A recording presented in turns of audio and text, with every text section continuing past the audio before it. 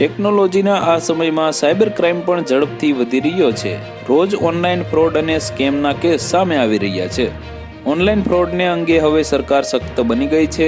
તેના પર લગામ કસવા માટે કેન્દ્ર સરકાર સતત નવા પગલાં ભરી રહી છે. ત્યારે હવે ભારત સરકારે ગૂગલ પ્લે સ્ટોરમાંથી ફ્રોડ લોન એપ્સને હટાવવાની અપીલ કરી હતી. સરકારની માંગ પર કાર્યવાહી કરતા હવે ગૂગલ પ્લે સ્ટોરમાંથી લગભગ 2500 એપ્સને હટાવી દેવામાં આવી છે. નાણામંત્રી નિર્મલા સીતારામને લોકસભામાં પ્લે સ્ટોરમાંથી હટાવવામાં આવેલી તે એપ્સ વિશે માહિતી આપી છે. તેમણે જણાવ્યું કે છેલ્લા લાંબા સમયથી ફ્રોડ લોન એપ્સને હટાવવાનો પ્લાનિંગ કરી રહી હતી.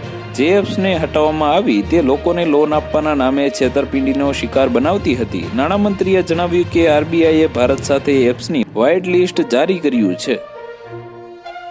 તો વધુ માહિતી મેળવવા માટે ચેનલ સાથે જોડાયેલા રહો. વિડીયો પસંદ આવે તો લાઇક કરી દેજો. ચેનલમાં નવા છો તો સબસ્ક્રાઇબ કરી દેજો.